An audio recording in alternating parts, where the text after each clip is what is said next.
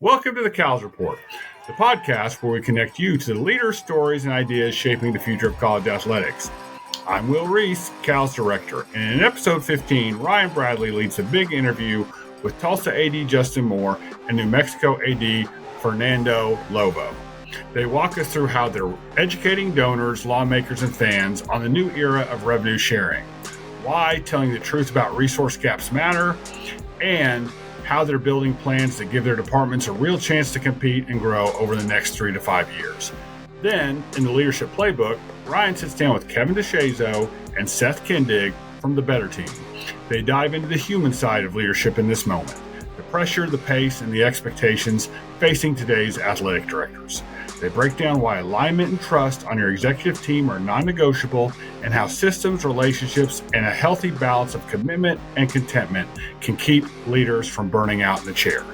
Thanks for joining us for the Cows Report, where the conversation continues long after the event ends.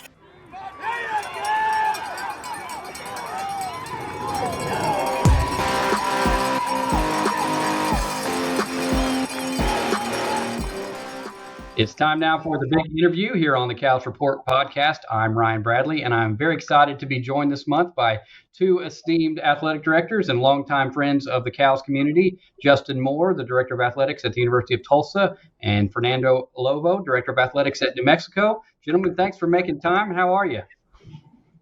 Doing great, Ryan. Thanks for having us. Appreciate you, Ryan. Doing well. Absolutely. Excited to dive in with you guys. You both stepped into the AD chair during one of the most transformational periods in the history of college athletics. So let's start there. What has surprised you most about not only being an AD, but being an AD in this moment in time in the history of our industry? Justin, we'll start with you. Yeah, I think what surprised me is how few people really understand a lot of the things that we're dealing with. And not even donors and maybe some of campus personnel, which you would assume, but I think a lot of times it's even your staff in the department and even sometimes your coaches that don't really understand the intricacies of all of the new rules and what's the difference between revenue sharing versus NIL and how are the roster caps going to work. And so I think because we live in it every day and we spend so much time down in the weeds, sometimes you assume that people understand it maybe a little bit better than than they actually do. And so, again, I think I found myself having to spend more time just educating as many constituents as possible around the realities and the facts of actually what we're dealing with. Fernando, what about you? Yeah, I echo a lot of what Justin said, but I think for me, it was just how fast everything was moving, when I got into the chair. And we don't have the on-ramps aren't very long anymore. You don't have this grace period. I remember talking to Justin when he had first got the job at Tulsa, and he was telling me about the things that he was going through. And then lo and behold, a few months later, I was reaching right back out to him and say, "Hey, you were right, man. These things come on you quickly." But we every day some rules changing this, a model's different there, conference that, whatever else it might be. And so I just think the speed of how things are moving. And then, in our chairs, we have to maintain some sense of levity, right, in the midst of this chaos. And I think, as Justin said, part of that's educating, part of that's being a leader that provides clarity to our teams, and that teams across campus and our community, whatever it might be. But I just think the speed of the way things are moving. And then, what has surprised me, and I'm speaking, to our student athletes here at New Mexico, is how resilient our student athletes have been through the midst of all this change. We've had a ton of change here in our department. I've been here 11 months and I've already on my third head coaching hire. But beyond that, we've changed a lot of our processes and other things, and our just student athletes just are so incredibly resilient. So that's been such a pleasant surprise for me. You both came up in the industry. You've worked in some of the largest athletic departments in the country. So you're very familiar with the inner workings of an athletic department. But now you move to the other side of the desk. You're in the big chair. You're the decision maker. The old Mike Tyson quote that everybody has a plan until they get punched in the mouth. I suspect you've both been punched in the mouth a time or two since taking on these roles.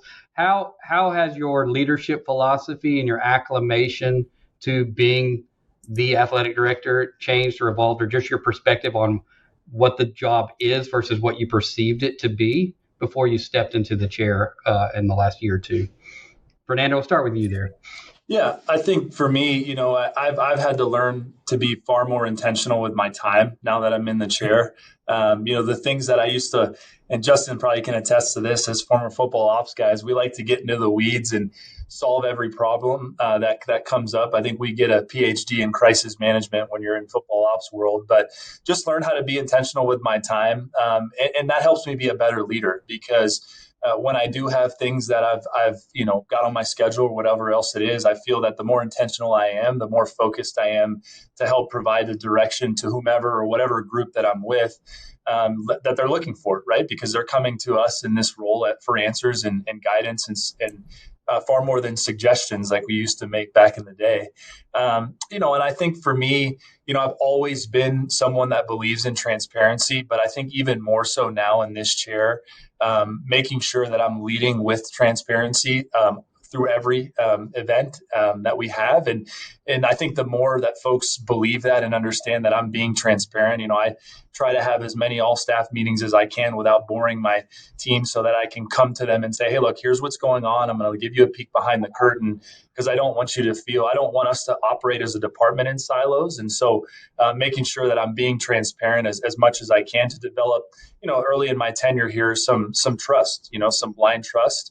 And I think with that, it'll help us achieve our goals as we continue to push forward. Yeah, it's funny. I would have said I start the same way as Fernando. I think what is different is when you're in this chair and you can't really prep for it is your time and how you allocate your time.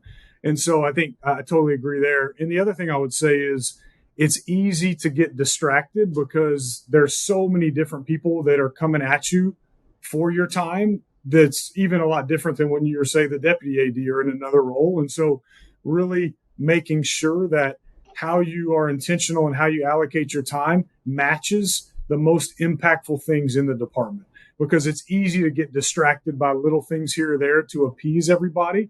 And so I think you've got to get better at saying no. And sometimes you just can't do some things so that your time that's so important is allocated to the things that are going to really make a difference for your department.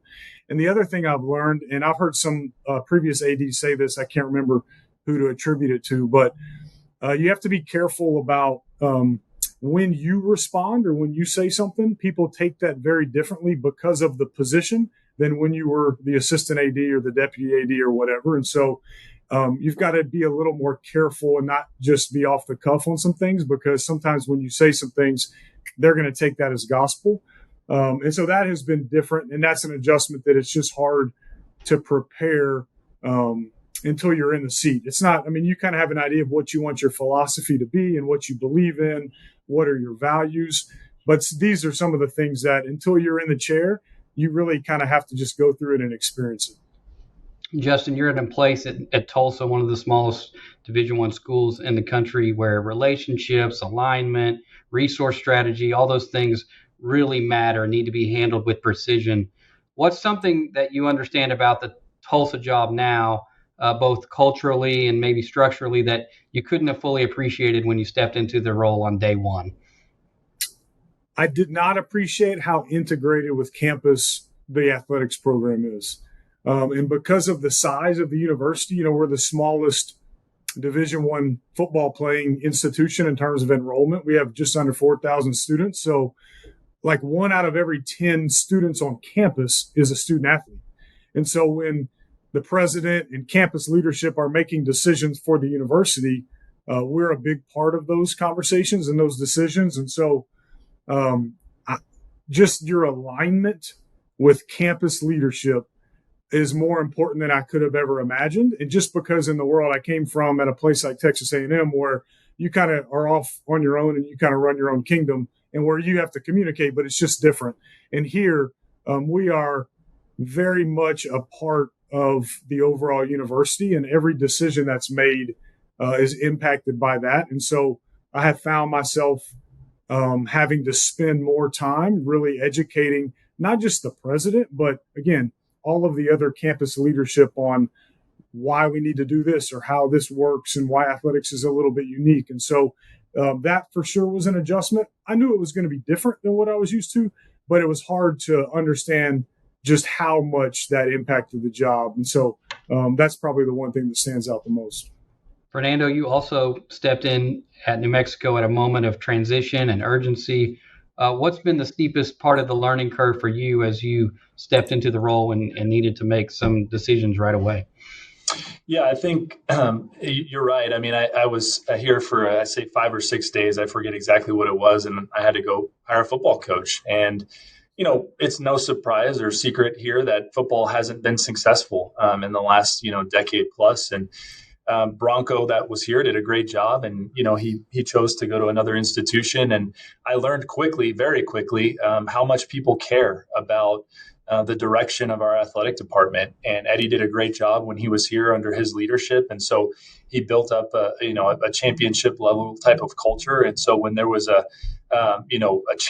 moment of change, I learned quickly. I heard from a lot of folks about what they believed our next football coach should look like. And then, the other thing that I learned, the state of New Mexico is both Justin and I are coming from the state of Texas, but I would say that it's a uniquely political state. As the flagship institution of this state, we don't really have much competition in the professional market here. We have, a minor league baseball team or whatever else it might be. We're the brand in this state, and that's a lot of responsibility. And the fact that Santa Fe is only 45 minutes from here, the importance from the political dynamics here.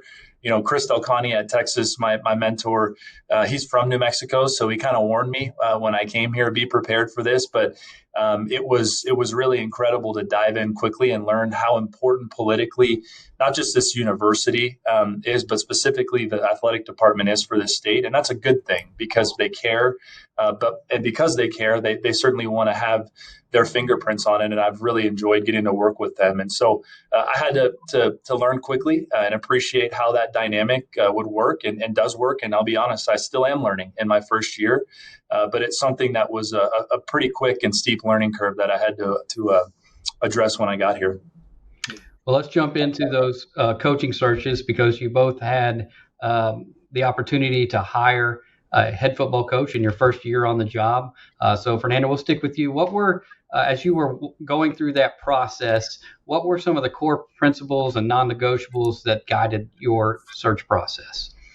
Yeah, I think everything and just in our experience in football, I think Justin and myself have a pretty unique perspective on this. But, the word fit gets overutilized, I feel like. But I do think in a place like New Mexico, where football has been gone through some rough stretches, I knew that we were going to have to find someone that really fit in this community and that was able to really sell the vision and create some excitement around football. Because the reality is we were on our third coach in 3 years. That's not typically a recipe for success or buy-in from your constituents, And so I wanted to make sure that we were going to find someone that could really embrace this community, number one. And then obviously, number two, to me, it was someone that was a proven winner, somebody that had done it at a place where it was difficult to do it. And certainly Jason was able to do that during his time at Idaho and paid his dues and did a really great job there.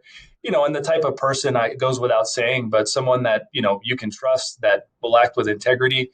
And that keeps your student athletes at the forefront. I mean, we all can lose sight of what's truly our why and what's important. But at the end of the day, I know probably Justin would agree with this. You can take a good player to a great player and a great player to an elite player if you can find that little nugget inside there to get it out of them.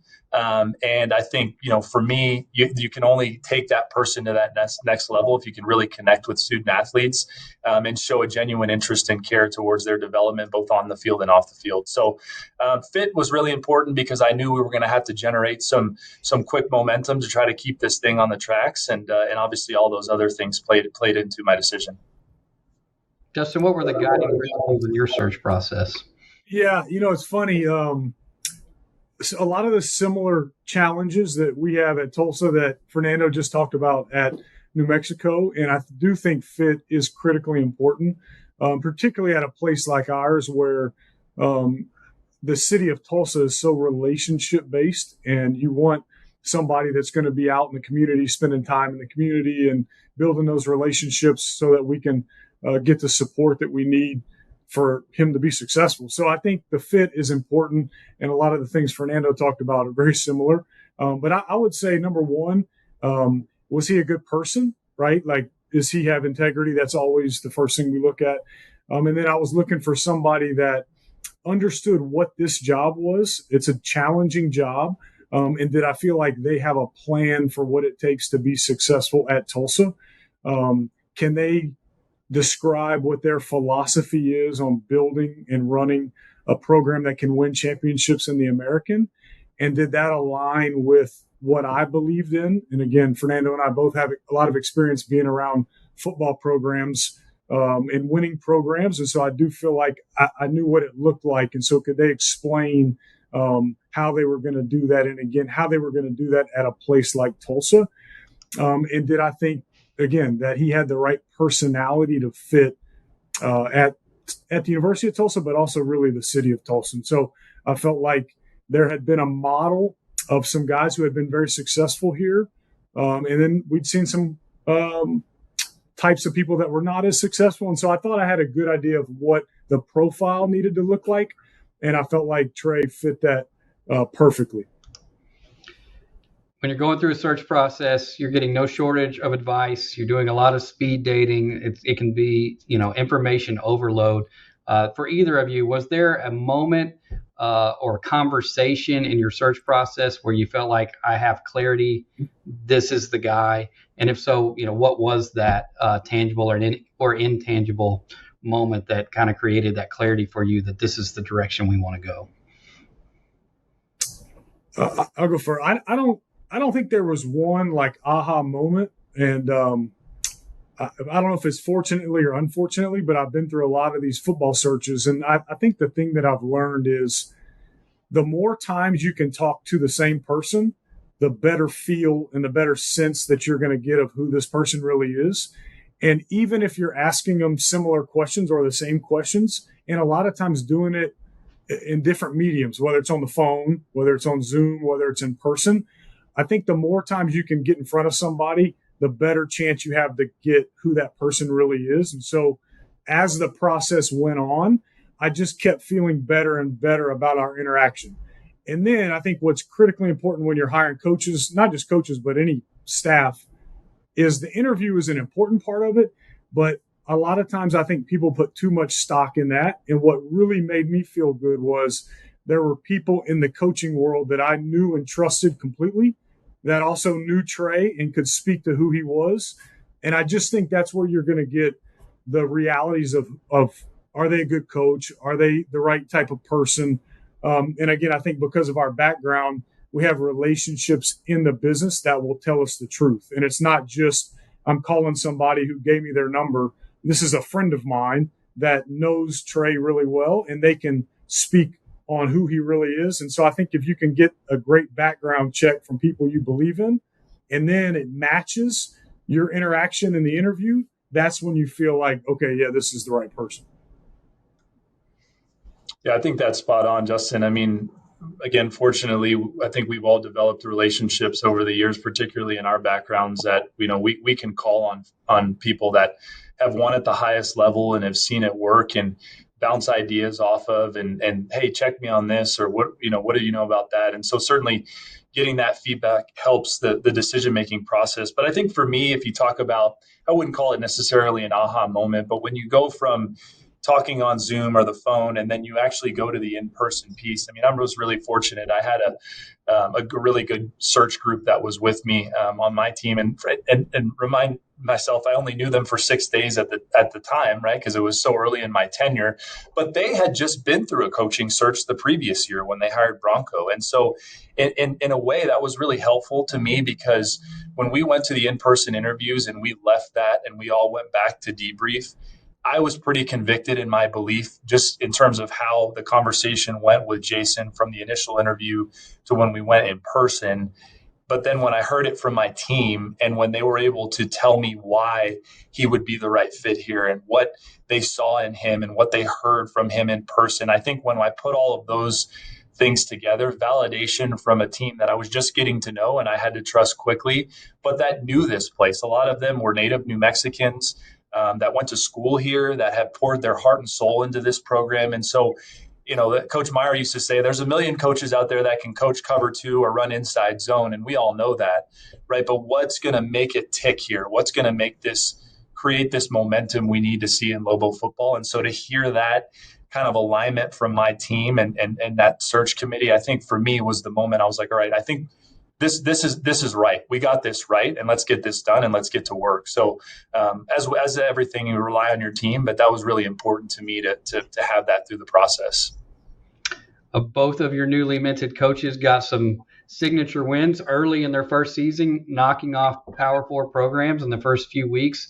But we know that particularly in year one, there are a lot of things that are going on behind the scenes that give you a feel for, are we headed in the right direction beyond just the outcomes on the scoreboard? So I'll ask both of you, as you've kind of progressed through this season, what are the things that you have been able to observe that perhaps your fans and your stakeholders maybe don't see every day, that have helped you to validate that we made the right decision here and we're on the right path?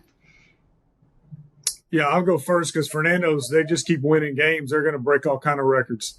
We were in a position where, just being honest, at the end of last year, we were historically bad. And we were not even competitive in games, where we were losing to teams that had 1 win, 2 wins, and we're losing. It's 45-0 at halftime. We were so bad. And so what has been good to see is we went from being that bad to every game is competitive. We've won some really good games, but just watching our team play looks so different than it did a year ago. And despite not winning as many games as we would all like, our fans have been really, really encouraged, really supportive. The excitement's at an all-time high. And so that's been good. But I think, and Fernando can appreciate this, going to practice, dealing with Trey and his staff every day, the operation is right in how they go about their day-to-day business, their daily habits. And again, we've been fortunate to be around some great programs. The way that they do things is right, and that's going to work. Now it's my job and our job to give them the level of resources that they need in today's world to be competitive at the top of our league, which continues to get better and better. But just the feedback you get from the student athletes, the feedback you get from coaches and staff who were on the staff previously versus now, and then again, watching how does the program operate has made me unbelievably encouraged and excited. But again, our fans have been really encouraged, excited, regardless of maybe not winning as many games as we would like. Yeah, and I think, for us, there's obvious, the obvious KPIs that you look for, and that's winning and statistics and all of that stuff that you said, Ryan, that the fans can see.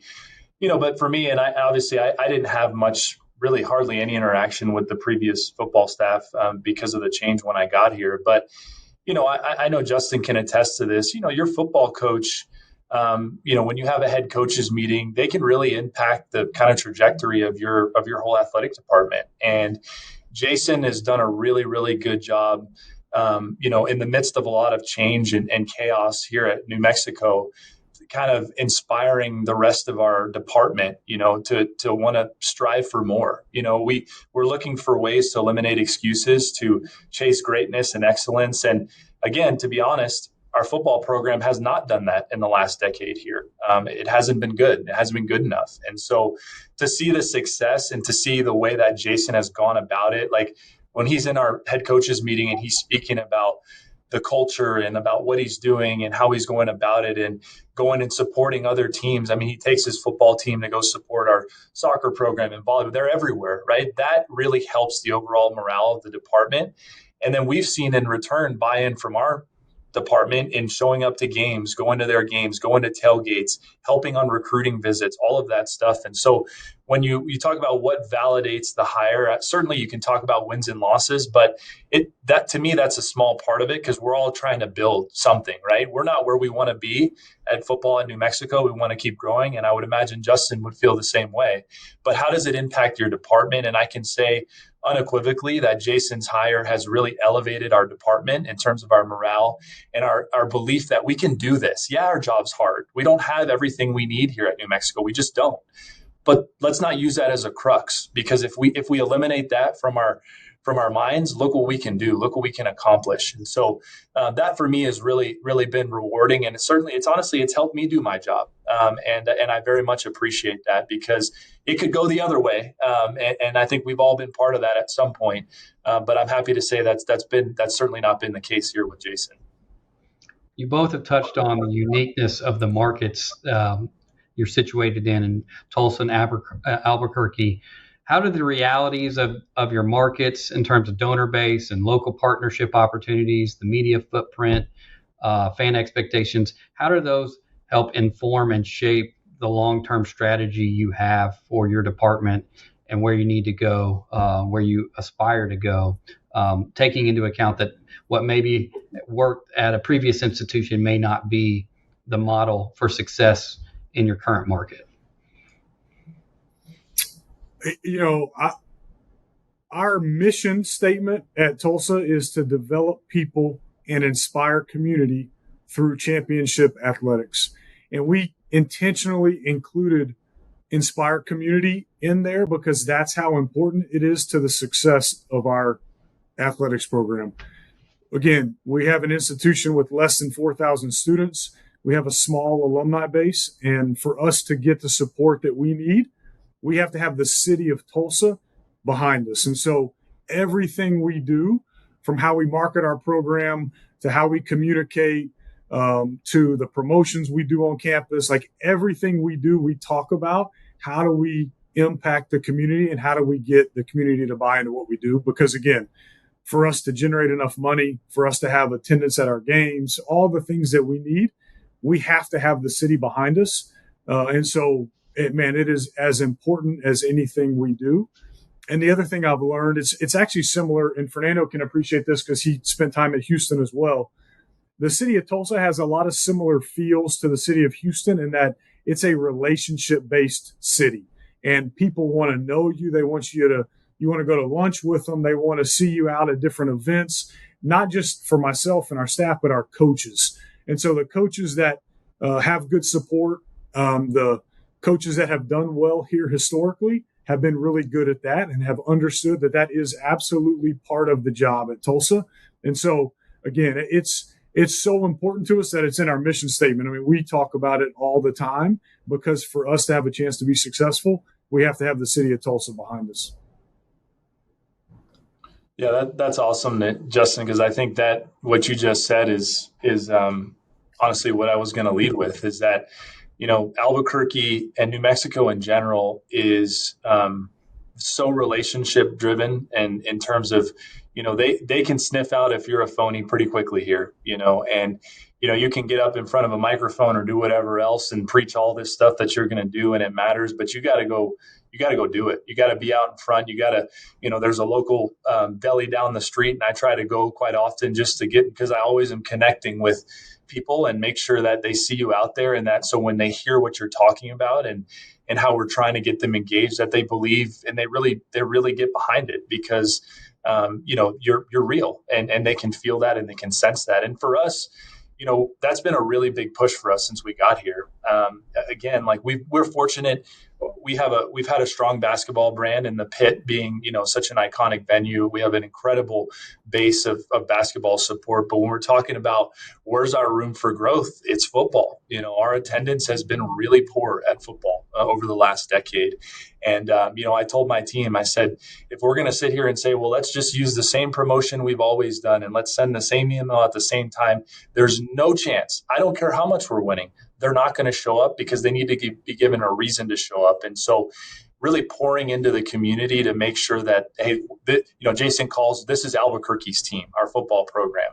And that's really kind of caught on because, again, in our state, we're not battling all these external forces for competing for, for our time and for disposable income that our fans can come spend with us. If they believe in our vision and they see it and they feel it, they'll show up. And I'm happy to say that that's really been productive for us to this point. I mean, we had our first sellout in 20 years this season in our football stadium, and that's 99.9% because of the success Jason has had. But that 0.1% has been, I think, because we've really worked to pour back into our community. And so I love that idea about the mission statement, J-Mo. I might steal that because that is exactly for us, right? Our community, without them, we have no shot at all, especially in this state that's so relationship based and relationship driven. We got to make that a priority and make sure people understand that it is one for us. It's funny. Our hashtag tagline on all of our stuff is Tulsa's team. So very similar. It's awesome. As you're building those relationships in the community, and we talked about this at the beginning of the conversation, that education process for your stakeholders or the people who you hope will become stakeholders, what college athletics looks like right now, what it takes to be successful, what kind of communication strategies and relationship building strategies have you all employed in order to try to build up not just that education piece, but get that engagement that you're going to need from those folks throughout the community to be successful? Yeah, I think like any good communication plan, you need to have a plan for all the different constituent groups you're trying to reach, right? And those are all different. And so we have, I do a quarterly AD newsletter that's to the masses. We have, specific stuff that goes to our season ticket holders. One thing that I have done recently that has been really, really impactful, that has helped a lot, is we started doing some kind of lunch and learns where we would we started with our top donor level, and, we'd have 10 or 15 people where we, provide a lunch, and I would give a presentation just educating them on, hey, here's what the new world is. Here's kind of the landscape. Here's what NIL used to be. It's now called Rev Share, explaining all that. Hey, you can actually donate straight to the university now, and going through that and then showing them, hey, here's what our plan is at Tulsa to be successful. And I know you hear all these things out there about how hard it is, and we don't have as much money as Oklahoma, and we don't. And so I think just being able to set the stage of, hey, here's the environment, here's what our plan is, here's how we can be successful. And we've gotten a lot of really great feedback. And to be honest, a lot of donations out of that, because those people want to know, when I'm giving my money, is it going to go to something that actually can be impactful? And so, and not just the money we get, but I told those people, when they're in the community, their voices have a significant impact. So just telling other people, hey, man, these guys have a plan. You know what? Tulsa actually can be successful. No, I learned all about it. They showed how we're going to do it. And so we started off by doing 3 of them, and they've been so successful. I think I'm just going to keep doing them like once a month and just keep going down the donor list and inviting people in there, because I think the more you help them understand, 1, what the industry really is, and 2, how they can help, and then 3, that Tulsa actually has a plan, that's been really impactful for us.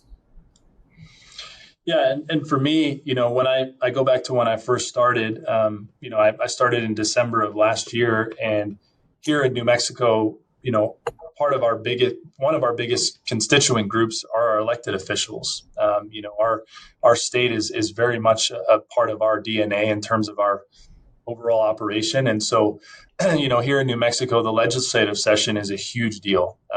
Frankly, I basically lived up in Santa Fe for 60 days, and that was like month 2 on the job.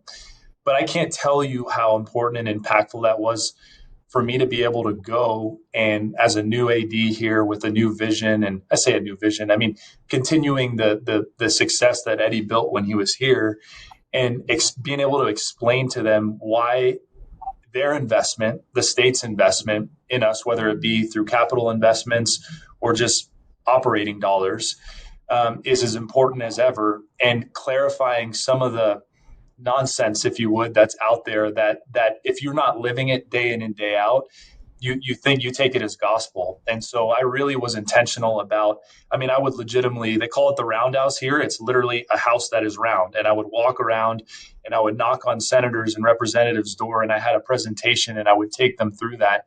And I think that was a really productive and fruitful 60 days because they can go down to their constituents, which happen to be our fans and our donors, right? And they can say that. And then, beyond that, obviously, we had a strong collective, as a lot of schools did. And when the House settlement was implemented, we had to quickly shift to educating our fans of this new revenue sharing. And we launched a philanthropic society to help with that. And so, I went and just did a bunch of visits and communications, whether it was in person or via email, all of those things to make sure that, again, to Justin's point, the biggest thing I feel like we're educators right now as athletic directors, and we got to rely on our teams to go execute. But if they can't execute, if we don't educate, they just can't do that. And so, having as many touch points as possible with whether it's individuals or groups, we've been really intentional about that. And I think for the most part, it's resonated, and we've seen success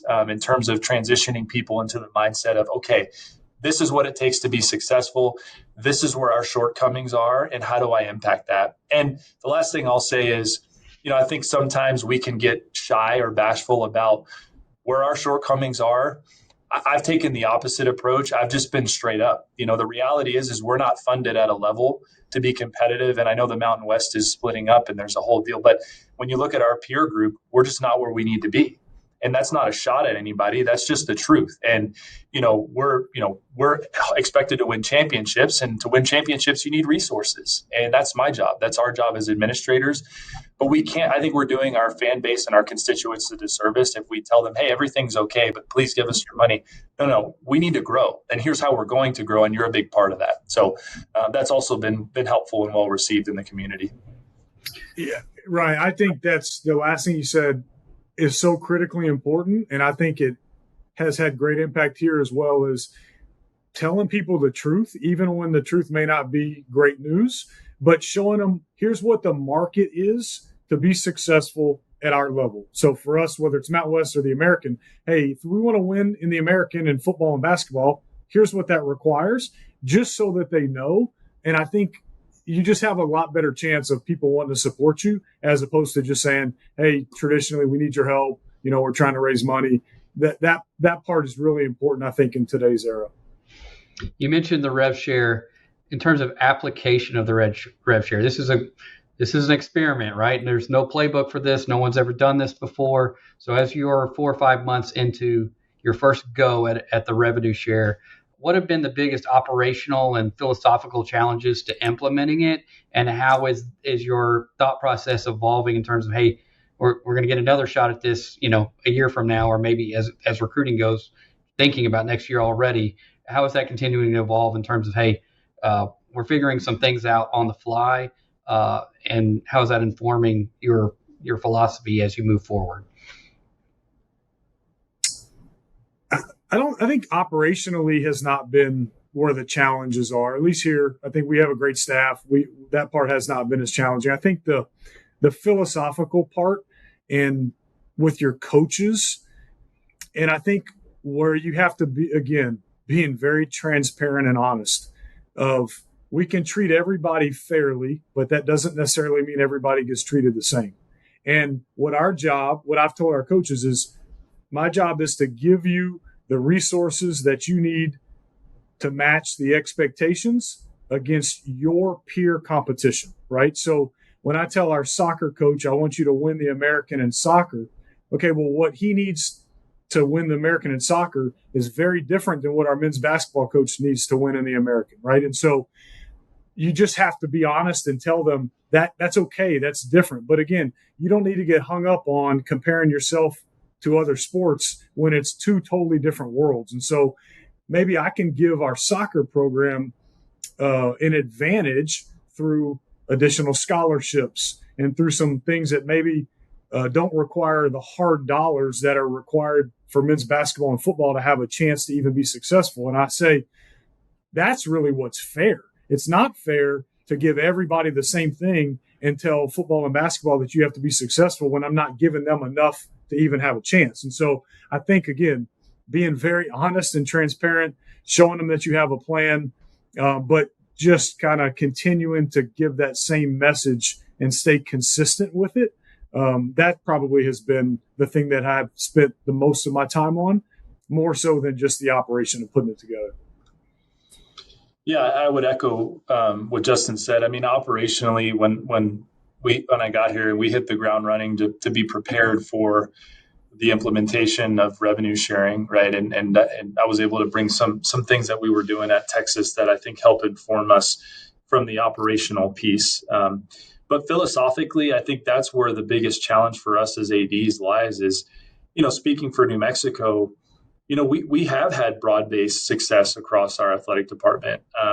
For example, our cross-country teams, I'm getting ready to go to Columbia this weekend. They're both in the top 5 in the country, and they have a chance to win a national championship. I mean, JMO knows, like, those are brand accentuators that you can't neglect. You can't, all of a sudden say, well, we've got to do this, so we're going to forget about that, And so managing that broad-based success across the department, while also giving our football and basketball programs the tools that they need to compete at a high level, as we all know that they generate the most amount of revenue for us. But the truth of the matter is that, we've been fortunate here to have success across the board. I mean, we finished in the top 50 in the Learfield Cup last year, and that's going to require an increased amount of resources across, whether it's scholarships or operational dollars. People sometimes lose sight of, hey, we need better, travel. Our travel budget's short, and the coach will lay out for you why this is impacting winning and losing, and they're not wrong, right? But their budget's limited, and so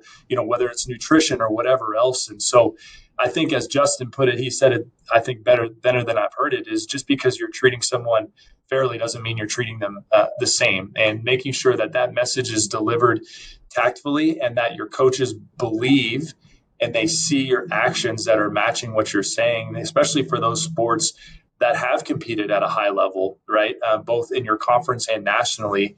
That's become more and more challenging at places at our level. But the truth of the matter is we can't take a step back. And so philosophically, we continue to chip away at that to make sure that the messaging is right and that our actions match our words. And so that'll be an evolving thing, but it's something that we'll always have to keep our eye on. Yeah, Ryan, just as Fernando said it highlighted something that I think I forgot to say, and I probably spend as much time, or it's as big a challenge as anything we just talked about, is helping your coaches understand that it's different than what it used to be. And the coach would tell you they agree that, hey, I need more resources in terms of revenue sharing or scholarships or whatever, and that's most important. And then as you sit there and say, hey, we don't have enough resources to do everything. That is the only thing I can guarantee, is we don't have enough to do everything. And so, hey, I know you want to do more in nutrition, or you want to do more in travel, and you've always traveled this way, but you have to rethink how we do things if you want to get more resources to these other areas. And so that's hard for coaches who have always thought of it a certain way and done things a certain way, that you've got to say, okay, if you truly believe that this is what's most impactful, then we have to allocate the resources to those areas. And you're not going to be able to do some things over here. There's give and take. And the change in that's hard for a lot of coaches. At least that's been a challenge for us, saying, hey, I know you used to go and fly and see all these recruits in person in high school because you felt like that was a good touch point. Hey, we're going to sign 50% of the kids out of the portal. Like, we just don't need to allocate as much money to that. And so I think just a philosophical change for a coach to think, okay, in this new era, maybe I have to do things differently, which means I'm not going to do some things I used to do. And I'll probably have as many of those conversations as any. I'm interested to know what you all are hearing from student athletes, right? We talk a lot about the student athlete experience and putting that front and center. Traditionally, that meant great coaching, great facilities, great support systems to help them train and compete. Now you have all these other things coming into play: revenue share, NIL opportunities, et cetera. How has that evolved in terms of what you're hearing from the student athletes about what's important to them? And how is that helping to prioritize how you're resourcing your programs and those conversations that you're talking about that you're having with your coaches? or has it changed at all? Or do you feel like that those student athletes still value the things that they valued 5 years ago in terms of what's most important to them? Yeah, I can start. I think, one of my favorite nights of the month is our SAC meeting when I get a chance to go spend time with our student athletes, and we have really good discussions in there about that very thing. You've got to a change. As I said when I first started, I mean, the resiliency of our student athletes, I think I can't speak enough about it. And what I've been encouraged to hear is that they do focus on a lot of the issues that have always been important to them and to us as administrators. We wouldn't have jobs if it wasn't for them. And so we've got to think through, how do we support them in the best way possible? And so a lot of our conversation, I would say very rarely does NIL or rev share or anything come up in those settings. It's really more so, and I'll speak to what we know we have to improve upon here is our offers nutritionally, right? We don't have a place for our student athletes to eat, centralized. And as an AD, I'm sure J-Mill would agree with this. It's hard when you don't have that, to have all those touch points with the student athletes, because we're kind of scattered all over the place. And so, those are the type of things that are, coming up. Hey, we have a full-time dedicated sports psychologist for our athletic department. We probably need 2. Do we need 3? Right? Hey, let's talk about that. Issues with travel, right? Hey, this is a problem. So we're talking about the things that, aren't what you're reading in the news day in and day out. Certainly mental health is always something that, we talk about, we keep at the forefront. But I've been really encouraged that we're talking about the things that at the end of the day, our core mission as a department, as administrators, is to provide those things that have always been important. And then lastly, I think we do have an obligation now, and I've heard from our student athletes, to make sure that we're providing with enough education now that we have these opportunities for NIL and revenue sharing, whether it's financial literacy or whatever else it is, to prepare them for that. That's something that's new. And so I think we've always been focused on educating, preparing student athletes for life after sport. But now that has been elevated to another level with the introduction of all these new things that have happened over the last 2 to 3 years. And so, I think there's certainly differences, but I'm happy to say it here that we've had those conversations at our level with SAC, and a lot of them are the things that we've always known are important to student athletes. Yeah, I mean, almost exactly the same as what he just said. I think most people would be surprised to know how little the student athletes talk about the money, the rev share, that type of stuff that we spend so much of our time talking about or in the news. And I think the core of what our job is, right, to develop student athletes, that is still the same and will always be the same, right? I mean, we're here to educate, develop, graduate, help them become the best person that they can be. And so that part is the most fun part of the job, just like Fernando said, being able to go practice and talk to kids after the game and see them in the hall. Like, that's what is rewarding and why most of us got into the profession. And that's still, the student athlete is still more pure, I think, than people think, particularly at our level. Fernando, maybe it was different at Texas, but it's a little different. Like at a Texas A&M, the money is a little bit bigger part of it, and the dollars are very different. And you're dealing with a little bit more on that end. But at a place like Tulsa, it's still a pretty pure, heavy student athlete focused experience. And that part is actually really rewarding. We're about out of time, so I'm going to finish on this. You guys have obviously put some building blocks in place and have a strong foundation that you plan to build upon for years to come in the way that your athletic departments mature, your teams continue to progress. If we were to sit down 3 years from now and have this conversation again, what are some of the headlines that you hope your department will have written, maybe both the public and the ones that are behind the scenes, in terms of benchmarks achieved that you're hopeful that with your leadership and your team's work, your coaches' investment, that you'll be able to have some measured benchmarks and some headlines, to some flags to plant in the next 3 years? What would that look like, Fernando, on your campus? Yeah, I think for us, we're obviously going through a transition right now in conference. And so there's a lot of uncertainty, in this, in that realm. But I think what I talk about all the time is, let's put our blinders on and let's focus on the next 3 to 5 years.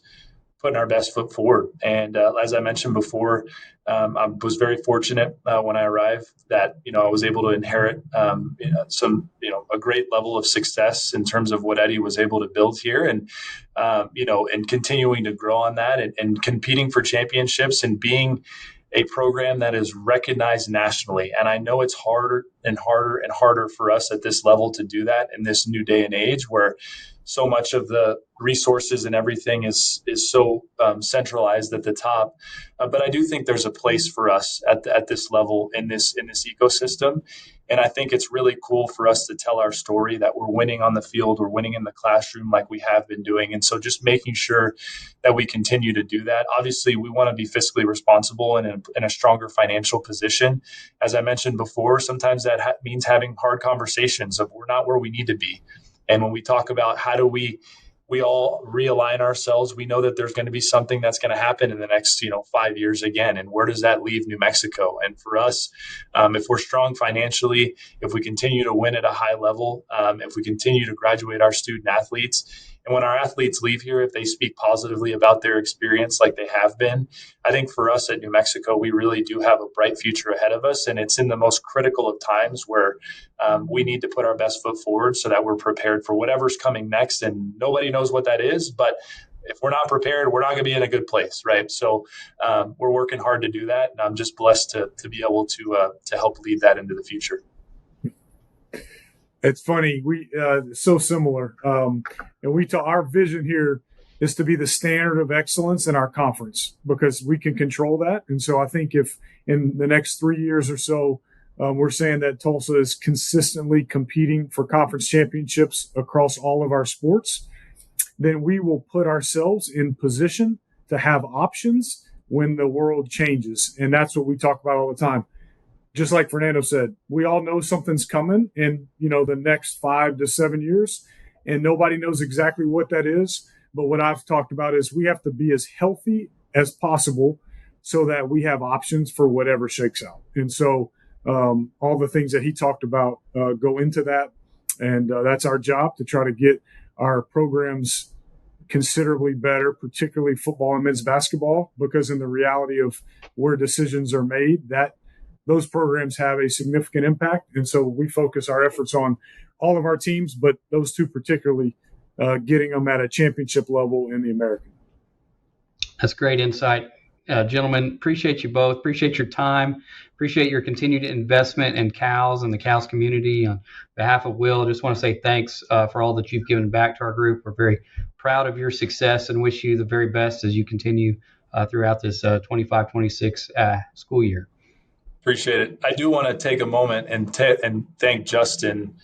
I don't know if he knows this, but I really do view him as someone that has always been kind of a mentor and provided me guidance with our similar backgrounds. And he got me involved in CALS. And, I'm forever indebted to you for that, Justin and Ryan and Will and everything. I think it's as great of a network as there is out there. And just JMO, I appreciate you for thinking of me and giving me the chance to join this great group. So appreciate you, JMO.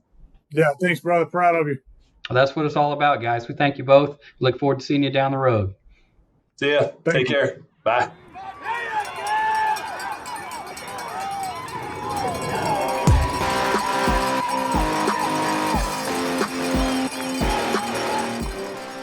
Welcome back to the CALS Report podcast. I'm Ryan Bradley. It's time now for a segment we like to call the Leadership Playbook. And I'm very excited to be joined this month by two members of the Better team, Better Leaders, Kevin DeShazo and Seth Kindig. Kevin, you and I have known each other for a long time, ever since you started in this business, probably, 12, 13, 14 years ago. So why don't we start by learning a little bit more about each of you, your background, your work in college athletics, and what you're doing today with the Better organization. Yeah, great to be with you. Honored to have the conversation. Like I said, we've known each other for a long time, been in this space for a long time, doing a number of different things. And 13, 14 years ago, it was coming out to campuses like Rogers State when you were there and doing social media training for college athletes before they could get paid for it, before NIL was a thing. I was on campuses having conversations about how student athletes could use social media more intentionally. And that kind of got me a seat at the table with coaches, with ADs, with the administrators to start talking about other things that was going on in their day-to-day life, around leadership, around culture, around performance, which is really what I was interested in. I knew that I didn't want to be 45 talking to 18-year-olds about Instagram. And so started to explore the leadership space. I'd always found myself in leadership positions in growing up, whether in school or on teams or in the corporate world.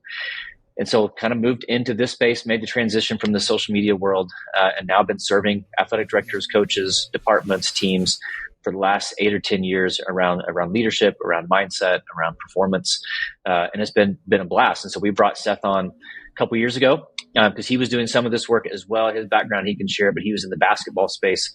So he was just a natural fit as a teacher and a coach to bring in to expand our work.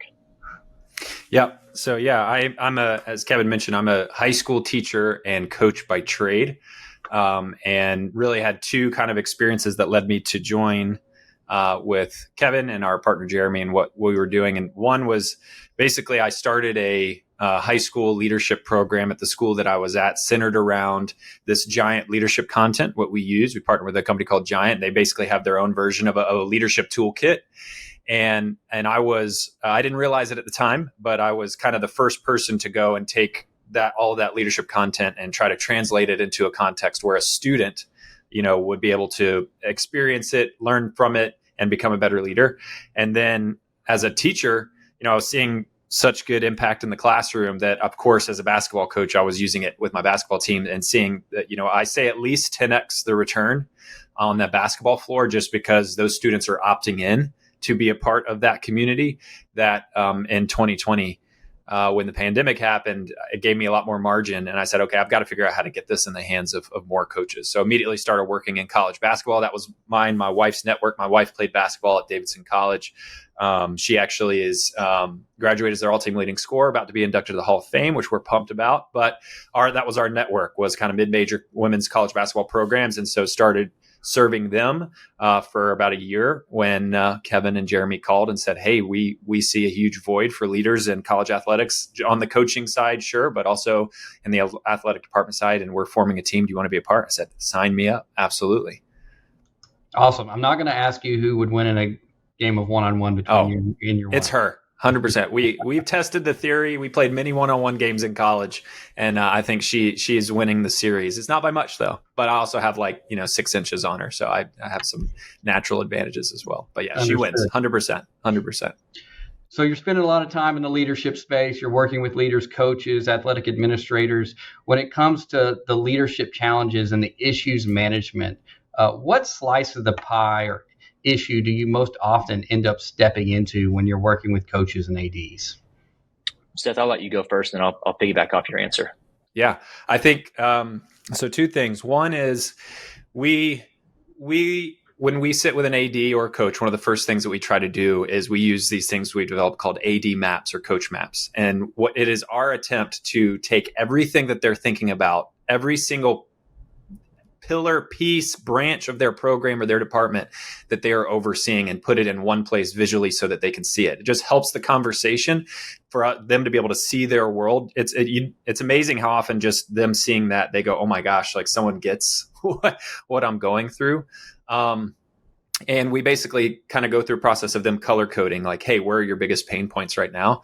And what we've learned through doing that over and over and over again, we've done that with different coaches and ADs probably well over 100 times, is that a lot of ADs and coaches think that leadership is, we call it one slice of the pie. Like you said, it is a slice of the pie. That leadership is one of the things they do. It's one of the things they need to be thinking about, right? If I'm an AD and I'm running a big time Power 4 athletic department, I know that leadership is an important thing in my department, but they see it as one of those branches of all of the different things that they're doing.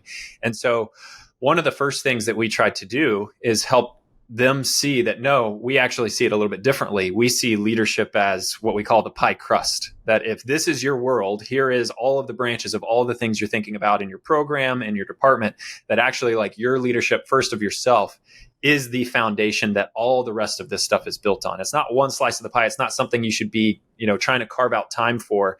It is happening that way, where your leadership first of yourself, then of others, is the foundation of everything else.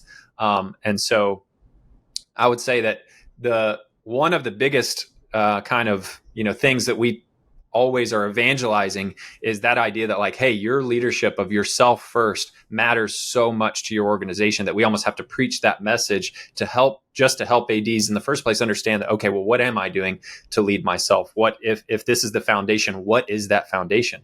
And so much of that comes down to the person that they are.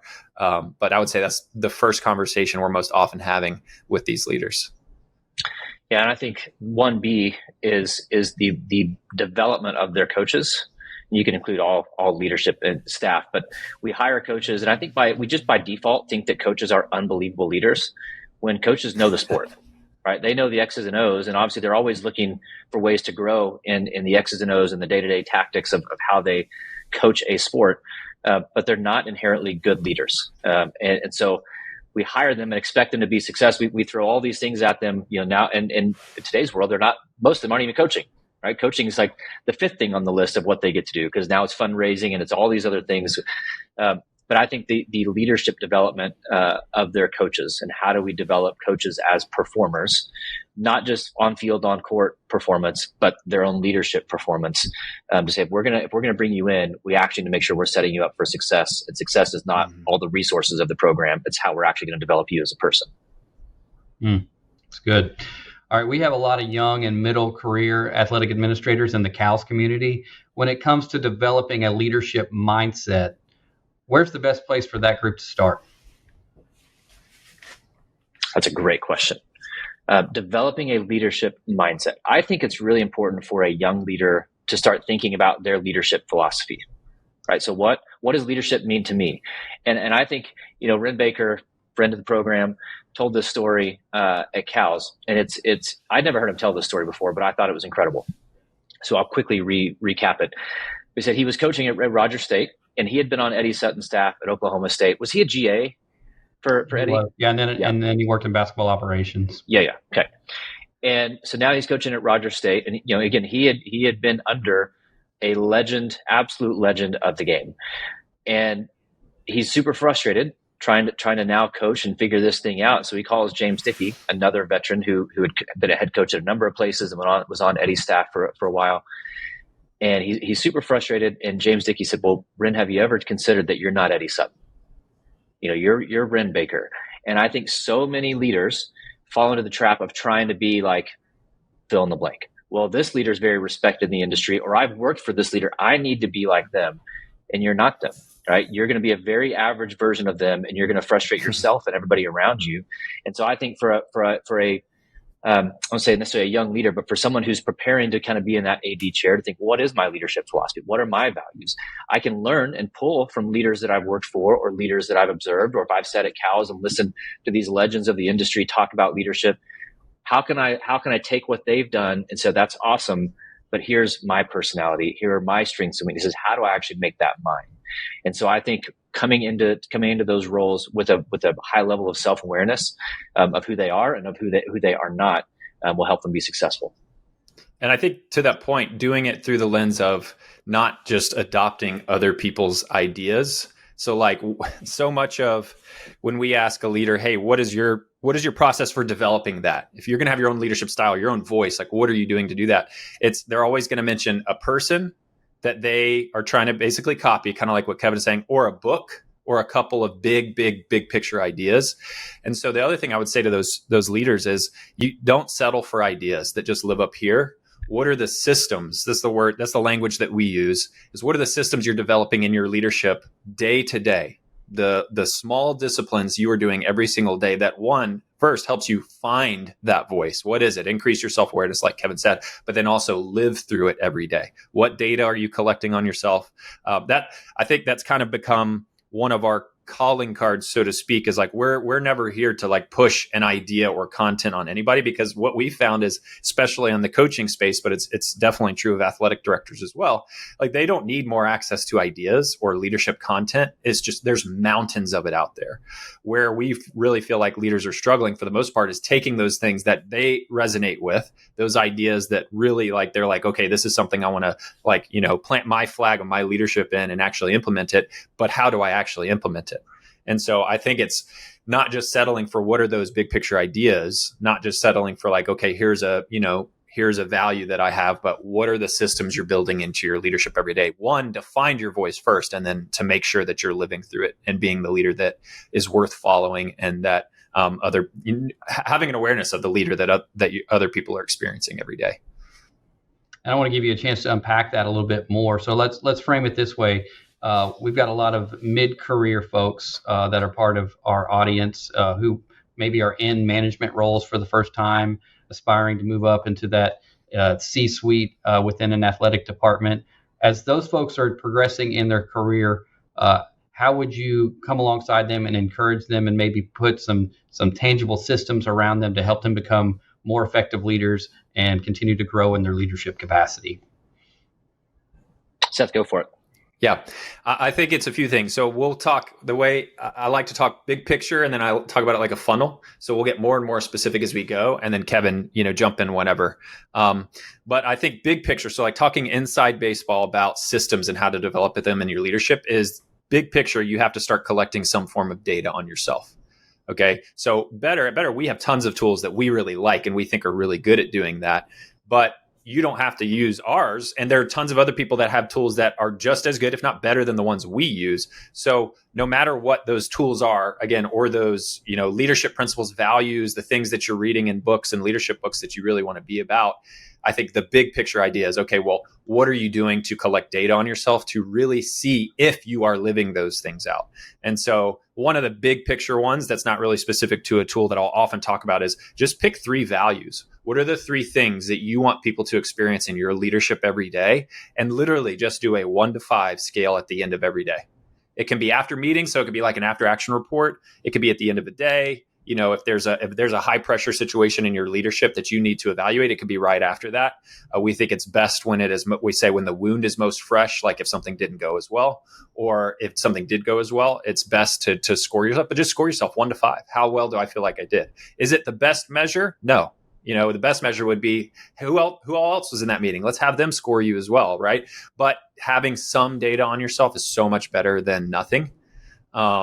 And so I think like big picture before we kind of tighten the funnel, and Kevin, I'll kick it to you to kind of talk about some of those other things that we do. But I think that's just a huge leadership hack that we often talk about is what are you doing to collect data on yourself so that you at least have something to base your leadership off of that you can then, it'll increase your awareness. It'll increase the rate at which you're building awareness on, okay, well, what are the things I need to work on? What are the things I'm good at? What are the blind spots? Is big picture, start collecting data on yourself. Yeah, I think, and I'm going to butcher this stat, Seth, you'll probably remember it because it was in the newsletter we sent a couple of weeks ago because we talk about self-awareness being such a critical part of leadership. And there was some stat like 95% of people think that they're self-aware, and it was like 12% of people actually are self-aware. Yeah, you were close. It was 13. Yeah, it was good. There we go. Yes. Just make up numbers, but close enough. But it's this idea of, we talk a lot about the idea of leadership intelligence. And you can't change what you're unaware of. And so to lead intelligently means you have to be reflecting, okay, well, how am I doing? And again, there's no perfect system, but to have some form of reflection to say, and I wasn't present in that meeting. Why? I wasn't engaged in that meeting. Why? I lost my temper in that meeting. Why? I was distracted in that meeting. Why? Well, I'm going to be with this person. I'm always struggling. Why? Okay, well, I'm going to have to deal with them again. How can I be better the next time? If I'm living my values, what would that version of me look like? Just like we would do with an athlete, right? When you're preparing to perform, you're visualizing, how am I going to be on the golf course or on a football field? It's no different with leadership. And so you're evaluating and measuring yourself. Otherwise, it is the definition of insanity, right? You're going to keep doing the same things you've always done and wondering why you're not getting influence, wondering why your staff isn't aligned, wondering why you're not making progress. It's like, well, we view performance as always downstream of leadership. So if you're having performance problems in your organization, it's because you have a leadership problem. And the only person who can change the leadership problem is you. And so you evaluating yourself on a consistent basis. And yes, if I'm a leader listening to this, I'm like, this sounds like it takes time. It does take time. But we always say, where do you want to spend your time? You can spend it on the front end, trying to be self-aware, trying to reflect, trying to visualize, trying to make plans, trying to grow. Or you can spend that time on the back end dealing with the consequences of not doing those things. And now you've got a disconnected staff, you've got resentment, you've got bitterness, you've got burnout. And so you can build bridges with people, or you can spend your time putting out fires with people. And so it's, where do you want to spend that time? I prefer to spend it on the front end, even if it does take a little more intentionality, to give myself a better chance of success on the back end.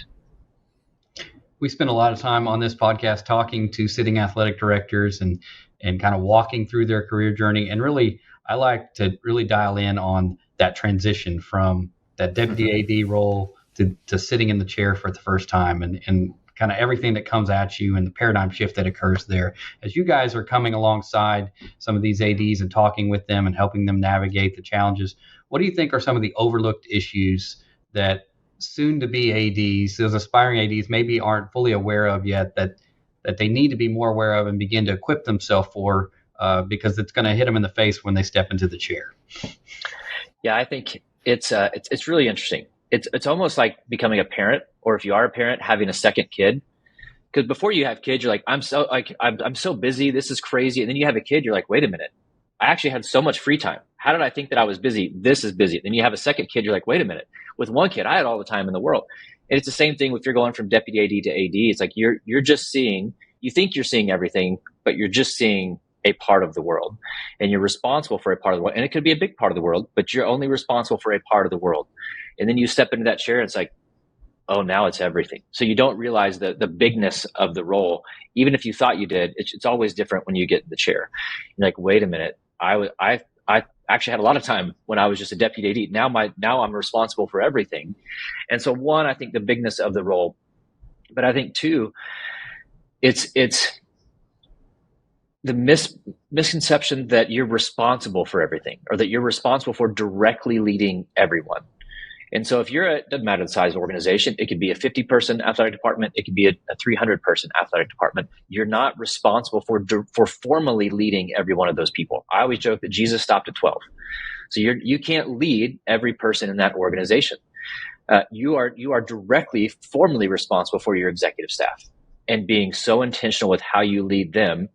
There's informal leadership with everybody else, right? There's relationship, there's touching base, there's connecting, but your executive staff is then directly responsible for those below them, and you multiply intentionally. But I think realizing, okay, if I pour myself into my executive staff and making sure we're connected, we're aligned, we have relationship, we have trust, the fundraising part gets easier, the donor part, or the board part gets easier, the hiring part gets easier. All the things that you have to deal with are a whole lot easier if you focus on developing connections and relationship with your staff first. Because all those other things you can figure out. It's not rocket science.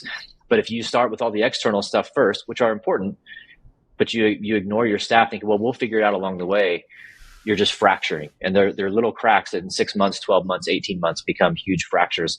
It's like, oh, if I just invested in my people first that are closest to me, we could have tackled all these things together instead of it all, me believing falsely that it all falls on my shoulders. Seth, what would you add? Yeah, no, I think you set it up well. I'm sitting here laughing to myself because it's interesting. I'd be curious to know what you think, Brian, but I think this is sometimes a terrible question to ask a sitting AD, because their problems are always going to be people 100% of the time, but they can't really tell on themselves when they're sitting AD because they're going to be telling on their people, right? So they can't make their people look bad. So they kind of give you some answer. You have to get them in like one-on-one settings, I think, when maybe they'll be a little bit more honest. But no, I think it's been really cool. One of the really, I think my favorite things that we've gotten to do is, we call it, the kind of phrase we use is, we get to do work in the system, but we also get invited into some conversations where we get to do some really cool work on the system as well. And what I mean by that is us going and coaching an AD or coaching an executive at this or that school is work in the system, right? We're helping that leader immediately. What's the problem of the day? What's going on? What can we help you with? Let's build your own leadership journey for you. Where do you want to be in 12 months? Not just in role, but as a person, what's the plan we're going to take? But then because of those relationships we've built, we also get to talk about conversations about like, okay, well, what are the structures you're building in your organization to help lead people and develop people, and what are some HR policies you might need to think about? So one of the coolest things we've gotten to do at some of the schools we work closely with is think about like, hey, what is the support that the organization is going to provide a first-year head coach? What are the things you're going to do to make sure you're setting them up for success? And I'm setting this up to say, I think that the answer that I would say to this question is the same I would say for a first-year head coach, is we've done that so much that we can almost tell you, hey, 8 months into the job or 10 months into the job, we can tell you what your issues are going to be. And it is going to be that the leader is going to be surprised, athletic director or coach is going to be extremely surprised by how much time they're having to spend on their staff. and how little time they're getting to spend doing the thing they feel like they were hired to do, whether it is coach their actual sport, develop players, recruit, fundraise, whatever their thing that they're best at. They're going to be frustrated by the amount of time they're spending on getting their staff aligned and on board. They're going to be way better at hiring the second time around, way better at developing those people the second time around. And so what we would say is, I think that we say trust. So when we say trust, we call it transactional trust. So can you trust that when you give someone something, they're going to do that job? They're going to do the job and they're going to do it well. And then also relational trust. Like, do you actually trust this person is like priority number one when you're putting together an executive staff. And then it is, okay, how do I put together a group of people that complements my strengths as an AD and allows me, we call it 70-30. So we want to help fight for an AD to be spending 70% of their time doing the things that they are a lead at. And then there's 30% of every single job, every AD job that you have to do that you don't always like to do, but it's just part of it. So we think that perfect balance is at 70-30. So it's trust first. I mean, can you trust these people that you're hiring to be put around you? And then the second thing is, how do you position the skill set? How do you look for the skill set to put an executive team around you that allows you to be at that 70-30 so that you're not at 50-50 or lower most of the time, having to constantly put out fires? Is it possible? Maybe not. I don't know. A lot of ADs, I think, would challenge us and say it's idealistic. But to Kevin's point about how important alignment is with that staff, I think, yeah, like when we sit with ADs we get to serve, I think that if anything is going to get you, it is going to be toxicity, disunity, not having alignment at that executive staff level. And so that should be priority number one of who's the people that I'm leading and pouring into and making sure we're aligned. It's that group. And then everything else kind of comes downstream of that. You guys both hit on several of the themes I hear most often when talking to ADs in this space.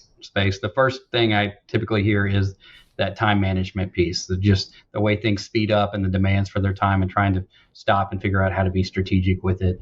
The second is often just the speed and the weight of decision making. I experienced this myself as a young athletic director. Up until the moment I became an AD, I had all the answers. And then the moment all those decisions rested with me, it felt a whole lot different. And I'm so grateful for that humbling experience because it made me a much more empathetic leader, particularly when managing up, to have a better understanding of what those decisions look like and feel like when the buck stops with you. And that leads to the third theme that I hear, which is that leadership is lonely, right? I hear this often when talking to athletic directors. And so I want to touch on that with you guys. How important is it for leaders to build community and have resources and people that they can lean on, that can equip them and hold them accountable as they continue to grow and mature as individuals while carrying so much? Massive. And we know this, yet we still ignore it. And we just give into the stress of the job. We often we have these kind of 4 pillars of performance that we look at. One of them is relationships. And it's, you have to have people that you are connected to, and could be people in your program, but also people outside of your program, whether that's family, peers, people who understand the role that you're in, and people who don't, right? Because people who don't need anything from you, they just friends that you've had for life. Now, we also all know that in college sports, it's a lifestyle. So most of your friends are going to be people in the industry, not people just in your community. But I think having, it is such a high demand on athletic directors, because it's an always on job. Whether we want it to be or not, there's always something going on, especially the last 4 or 5 years. I mean, this industry has gone through such massive shifts. And so you're always feeling the pressure. And if you have nobody to talk to, that pressure eventually just builds and builds and builds and builds and builds. And it's going to take you out at some point. And so if you're not taking care of your physical health and your relational health, it's going to impact you. And so that doesn't mean you're sitting around the campfire, kumbaya, holding hands, singing songs with people, but it's just having people that you can check in with on a consistent basis. Again, Seth, we always talk about systems, but having a system for checking in with people, because you just get busy and you forget. It's not that you don't care about people, you just get busy. And so you have to be intentional to invest in relationships and with people, again, that you don't necessarily need anything from, and they don't need anything from you, but at some point, one of you might. And so that you don't want to reach out to someone when you've not talked to them in 10 years, like, hey, I'm in a bad spot, I'm stuck. still do it. It's better than doing nothing, but it's much easier if you've been in a relationship and they already know. And we're going to need those people in our lives, and we're going to need to be those people for others at some point in time. And so I think just being consistent with relationship, again, even a text, a weekly phone call, monthly phone call, just something small, doesn't have to take up hours of your week, but something where you are staying relationally connected, just to give you a healthier perspective, keeps your energy high, keeps you from burning out, and it helps you remember why you're doing the job, that the job is not an identity. To piggyback on what Kevin said, I think it's when you actually look at, we all know relationships is really important. We all know that community is really important. There's not an AD who would sit on this podcast or on a stage and say anything different. But I think it's one thing to know that in your head and to know it's an important idea, and then also to build it into your leadership. And so when we talk about relationships and how important they are and building a system out of it, here's one we often encourage ADs that we work with or executives we work with to instill into their leadership, which is to name and find two people. One is a peer, so someone who's in the same space as you, or at least has a level of authority, a similar level of authority in whatever organization they're in as you, so that when you reach out to them or in conversation with them, they at least know enough to be able to speak advice and wisdom. So it doesn't have to be a mentor. It can be, but some form of a peer who's in your world, gets your world enough to be able to kind of like ground you and help you when you need it. And then the second thing is a key relationship. So a key relationship can be anyone in your life, but it's the person in your life, typically an extremely old friend who, when you walk away from time with them, you feel lighter, you feel more like yourself, and there's nothing keeping you from being yourself to them. And we think that it is so important that you have consistent connection with those two people, that we will often make ADs show us on the calendar how often you're meeting with those people. We often encourage them at least once every 2 weeks for some form of, I'm talking to them. Yeah, text can be good and consistent texting can be good, but you are actually hearing each other's voices. And then also explicitly telling those people, hey, you are so important to me, and here's why you're important. Like, this is so important to me, what I'm doing, that you're so important to my health. Would it be okay with you if we set a consistent rhythm of being in contact with each other? So explicitly telling those people that they fill that role in your life. And then, because if you haven't built up that rhythm when you don't need it, you're not going to start it when you do really need it. And so the work about making sure that you're not ever getting to this place where you feel so alone and isolated that you feel stuck is to be consistently building that rhythm, so that you have it when you do need it. And then the other thing I will just add really quickly is, to your point about like not really understanding what it feels like to be in the chair, and then all of a sudden you're making the same decisions that you were in your head when you were number 2 or deputy, but it just feels so much heavier. A tool that we often use, actually with athletes, and we've used it with PGA Tour pros, is this idea of balancing commitment and contentment. And so the work that we want to help an AD or a leader or a coach do on the inside of themselves as a person is to get to a place where they are 10, we call it 10 out of 10. They are so committed to what they are doing that they are able to, they are almost borderline obsessive, but at the same time, that's not setting out of whack their level of contentment with the person that they are. And we want them to have a 10 out of 10 in terms of their contentment scale. And so what we want an AD to do is to be basically building systems in their life so they are a 10 out of 10 committed, 10 out of 10 content, because then you're able to put every single one of those decisions in a proper perspective to go, okay, this feels heavy, but is it really? Is it really to me? Is this threatening to me as a person? Is it threatening to the organization? And that's why I care so much. Like, what it helps you, it's you develop a lens to be able to view those decisions more accurately. And just like an athlete, we want them to be able to see every single shot on a golf course for what it's worth, and that it's just one shot and it doesn't predict anything about the future.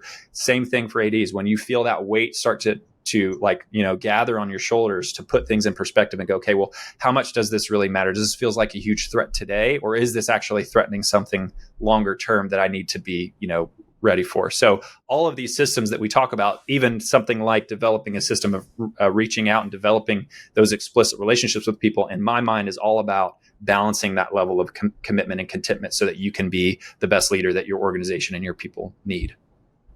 Seth, you talked early in our conversation about identifying those core values that are going to be guideposts for your leadership.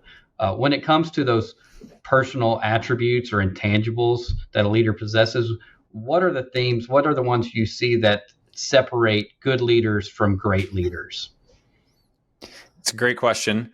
I think I can't wait to hear Kevin's answer on this, but I think one thing is what we've talked about already, which we use a tool called Inchworm, but I'll point out one, and then which is just, I think, do they view things with what we would call a growth mindset, like that ability to put things in proper perspective with giving them the right amount of weight and being intentional with those decisions in such a way that they're not putting too much into it personally, that they're viewing it correctly. So whether, different values that we see are perspective, discipline, the kind of, there's a few names you could call it, but what I would call it is just, are they able to view things in the proper perspective and focus on the right things at the right time? I think that there's so much wisdom in avoiding being distracted than there is in trying to make sure you're focusing on the right thing. I think the ADs that are like, you know what, I'm going to make sure that I'm not being distracted by things that don't matter, more so than I'm trying to figure out what's right and what's best. So it's that level of kind of like a combination of what I would call focus and perspective. Do you put the right amount of weight on each decision because you have a perspective that allows you to play the long game and make the best decision for today? Yeah, it's good. I think, because you can go into all the things, right? They need to have a vision, be able to communicate, all those things. Yes. The skills of the job, they should care about, they should want to be growing in, they should want to be getting better at. I think I would say someone who is secure, humble, and confident. And so meaning I'm secure in who I am. I don't need to prove myself to anyone, not out of ego, not out of being better than someone. And this was me early on when I would go around and speak, whether it was on social media or doing leadership keynotes. I'm like, I got to be the funny guy. I got to do this. And it was an insecurity of needing their validation. And I had to get to a point to say, okay, I could get on the stage with 5,000 people or 500 people or 50 people. It could be the most amazing day of their life. And I'm going to get on a plane in 3 hours and nobody knows who I am. Nobody knows what happened in that room. It could be the worst day of their life. They could all hate every single thing that I said. I'm going to get on a plane in 3 hours. Nobody's going to know who I am. Nobody's going to know what happened. Can I be at peace with how I showed up? Just I don't need their validation. I know who I am. My job is simply to show up and not perform, but to serve and to give them what I felt like was needed in the moment and be at peace with that. And if it was wrong, then I'm going to own it. So being secure in who you are, being confident, and that's not an ego thing. You're in the chair for a reason. You've worked hard. You've prepared. I don't want to say deserve, but you deserve to be in that chair. You've done the work to be in that place. Be confident, because nobody wants to follow a leader who's constantly second guessing themselves or doubting themselves. Be confident in who you are, in your strengths and what you bring to the table, and then have humility to know you don't have it all figured out. You are bad at some things. There are some things areas you're going to need to grow in, and the same thing we would talk about with athletes. Are you coachable? Well, as an AD, are you coachable? Can you listen? Can you take feedback without getting defensive, without throwing a fit, without firing people because they pointed out a weakness, but to be able to say, yeah, that's a good point. I know I need to work on that. I appreciate you bringing that up. So to have that humility combined with being secure and being confident, I think allows a leader the ability to grow in communication and connection and all the things that the job itself requires. We're almost out of time, but I want to ask you guys at least one more question. Both of you, I assume, have consumed a lot of leadership content through the years, and I'm sure you've run into some things that maybe didn't resonate with you, or you thought, oh, that's the opposite of what I would advise somebody to do. So just for fun, would love for you both to give me your best example of something that you've read or heard that you would say absolutely don't do that. What's the worst leadership advice that you've bumped into out there? So I don't know if this is necessarily leadership advice, but it's used as leadership advice a lot of times. But it's the phrase, how you do anything is how you do everything. It's not true. I didn't make my bed this morning, but I worked out. I did my morning routine. So I was disciplined and intentional with my morning routine with my family. But you not everything is deserving or worthy of your absolute best attention, energy, or effort. That's just not. We would burn out by 9 o'clock in the morning if that were the case. And so I think this idea that how we do anything is how we do everything is just it's not true. It's come to Seth's point, knowing what deserves our best energy and attention and effort and leadership, and making sure we are being good stewards of our energy and effort. My second one is oh my gosh, why am I blanking? The shopping cart in the parking lot. Well, if you don't put that up, you're a psychopath. Like, no, you're probably just busy and didn't pay attention. That doesn't mean you're the worst leader in the history of the world. And putting it, there are lots of terrible leaders who would put the shopping cart up. They just happen to notice it and put it up, but they're going to walk into their office and be a tyrant. Well, but I put that shopping cart up, so I'm a pretty good person. Well, no, you did one good thing. So I think we come up with these weird tests of like what a good leader is and what a good person is. Like, no, it's just not how it works. You could not have asked a question that is more in like up my alley in terms of like I've joked with Kevin so many times about creating a burner Twitter account called Stuff Coaches Say. And we could totally just do Stuff ADs Say. That is just like, you hear them say it and you're like, okay, I understand that this is something that coaches say, but what on earth does this actually mean? And the players are like forced to sit there and be like, yeah, coach, but they like have no idea what the coach even means. So I'm just I don't have a specific answer. I'll throw out a couple specifics. Some of these are going to get me in trouble because they're very popular, but I would just say, be careful of any leadership cliche ever, because there are so many that all of us just say because it is said by a lot of people. And I don't know that any of us actually know what it means when the meaning behind it is really important. So like the one I'll say is control the controllables. I think I'm not saying that is not true. I think that gets said so much when people don't actually know what they're saying. They just say it because they think they're supposed to say it. So that's one. I think another one is you got to want it more. Like, what is it?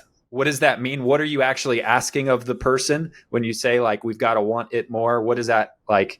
I don't know that we know what we're saying. And so this is just a general challenge to, hey, if there's meat behind any sort of phrase that you are going to choose to say in a press conference, to your executive staff, at your all staff meetings, like just talk about the meat. You don't have to necessarily package it in this like fancy thing you can put on a shirt. That's great too. We love that, but as long as your people understand exactly what it is that you're saying. So yeah, there's my answer. Fun stuff. Hey, Kevin, Seth, greatly appreciate the time. Really appreciate you guys engaging with CALS and being part of the CALS community. How can our audience get in touch with you guys, learn more about what the Better team is doing and can do to help support our athletic administrators in their community?